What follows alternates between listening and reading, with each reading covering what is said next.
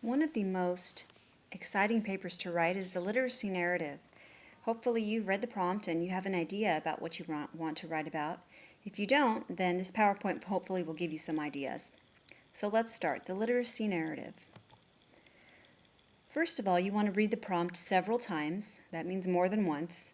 Annotate, free write, outline, and then start your paper. So for example, reading and annotating the prompt. As you can see, I've got an example of what that looks like with our essay assignment for this semester. I've highlighted some areas that I feel that are important for me as a writer, and that will help me develop my ideas as I go along. I'll return to this as I'm writing my paper to make sure that I've touched on these. And then I'm going to write notes for myself. For example, I put the word significance equals explain importance to the reader. That will help me keep that definition in mind as I'm writing the essay.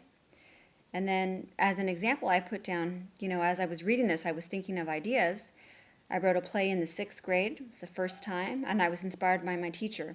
This is only an example. I didn't do the rest of the prompt, but this is what annotating your prompt will look like. Then I'll begin with free writing. Free writing is basically thinking on paper. So I have here just some writing that I did within about 2 to 3 minutes. Mrs. Boffman was my 6th grade teacher. She was new and young, different than I'd experienced before. She was Mexican, had dark, short hair, wore very little makeup, and liked to make us do activities in class. For example, we had to get in groups and make up skits about fairy tales and famous characters. We had to write a commercial and perform it for the class. The most memorable assignment was the commercial. The first time I had to write a script. I was so inspired that I decided to write a play. Now I'll stop there. As you can see, some of that really doesn't apply to the prompt, and it's just me kind of babbling on about some things. But this will actually help me develop what I want to write about. Your brain works in a way that, sometimes it works as if there's doorways. So as you're writing, you keep opening up doors after door after door, and eventually one of those doors is going to lead you to a really great idea. So you want to look at free writing as not to develop perfect material, but just to get your brain open and flowing and starting to think of ideas that you want to do. Now I put down there write for at least 5 minutes. 5 minutes should probably get you about a full page, depending on how fast you type or how quickly you write. But write for at least 5 minutes. Let your brain get past that writer's block. Even if you feel like you're not getting anywhere, try and just keep going with it. Then you want to pull one detail out at a time and do another free write. For example, I pulled the line out the first time I had to write a script. Now I decided that was important, and then I want to add on to that a little bit. Armed with new knowledge about how to write a scene, setting, description of characters, dialogue, action, I decided to write a Christmas play. I wanted to show people that Christmas is when people should show love. I came up with a storyline that included a skinny Christmas tree that nobody wanted. When all of the other trees were being taken home by families, the little tree was left alone. I felt that I related to the tree. I was really skinny in the 6th grade, a late bloomer, and kind of a nerd.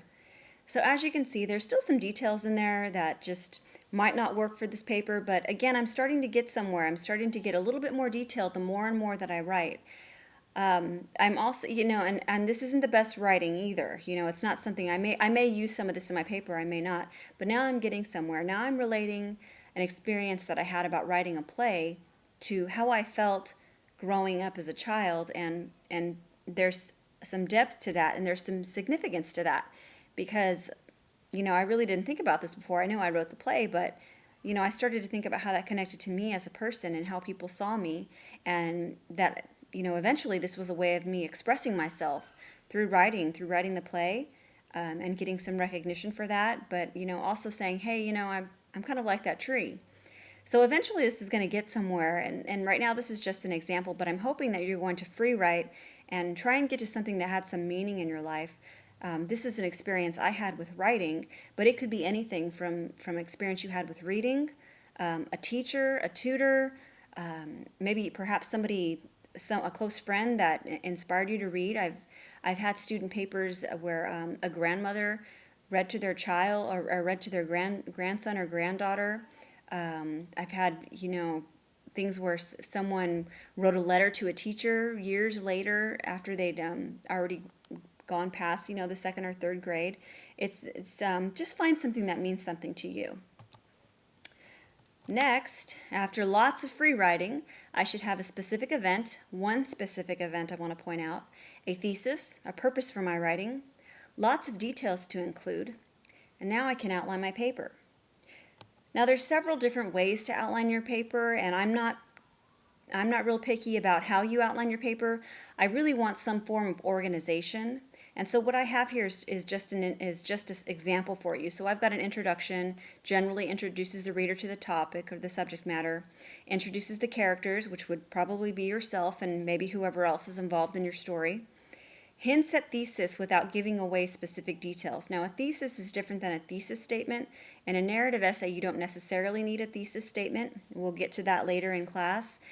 But a thesis is the overall controlling idea of your paper, and there should be some idea in the first paragraph or perhaps the second paragraph about what I'm going to be learning as I'm reading your essay. Part 1 will span over several paragraphs. Chronological order of events or details about the person. That's the easiest way to write a personal narrative, in our case a literacy narrative. Part 2 will span over several paragraphs again.